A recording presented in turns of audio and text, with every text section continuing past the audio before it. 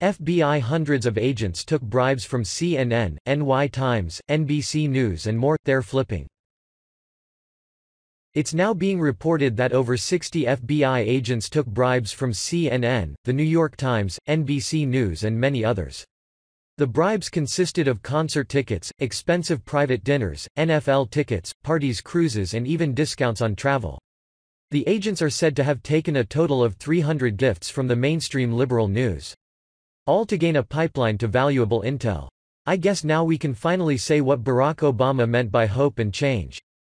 But what's possibly worse about this new information about the FBI is that all this seems to have only been taking place in Washington, D.C. When individuals ask the question what has been going on in other areas of the country. There are many rank-file FBI agents who are the large majority who are stand-up individuals.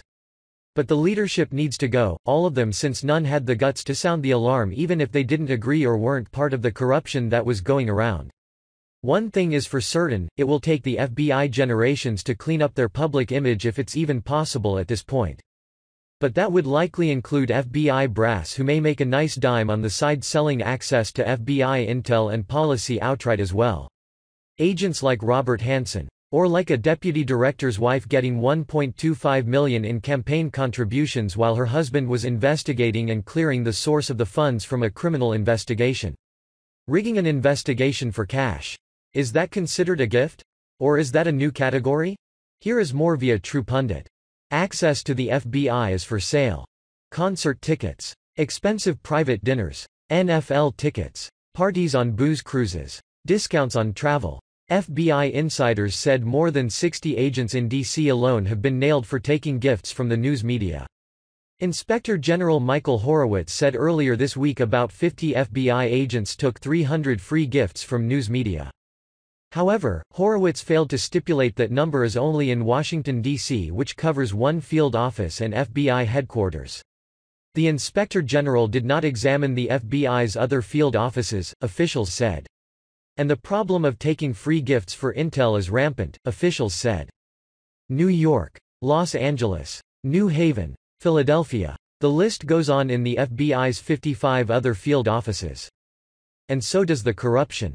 Outright bribery. FBI sources who spoke to True Pundit divulged the names of 3 media outlets, NY Times, CNN and NBC News, as having surfaced in recent external investigations. But there are dozens more, large and small. FBI Director Christopher Wray wants the issue of bribery and the FBI to disappear from news headlines, yet he has not launched an internal review nationwide to determine how rampant this problem is inside the FBI, sources said. Why no national review by the Inspector General's office? Wray doesn't want to go there, officials said. In fact, high-ranking FBI officials do not want the list of FBI agents and news media divulged publicly either. Wray and Horowitz are protecting the agents who took bribes, as well as their media enablers. Just business as usual in the swamp. If Wray cared, he would find thousands of bribes and favors changing hands inside the FBI across the country. But that would likely include FBI brass who may make a nice dime on the side selling access to FBI intel and policy outright as well.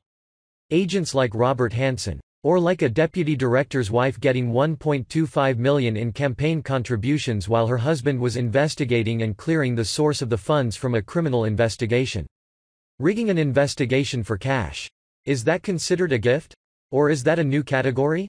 And Wray certainly recognizes that is a place he does not want to venture. It is ugly, and Wray, as he has done since taking office, wants to pretend it's not an epidemic. And what would Wray do if some of the involved media organizations turned around and said the payoffs for intel were a trade-off for placing stories the FBI wanted in their publications and newscasts? Just the price of doing business behind the curtain with the FBI. The FBI doesn't want to lose its ability to smear its political enemies and access to the enablers, its media partners who make it possible.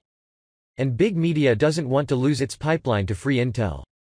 This is what happens when we elected a president based on a slogan, a few well-read speeches, and the color of his skin.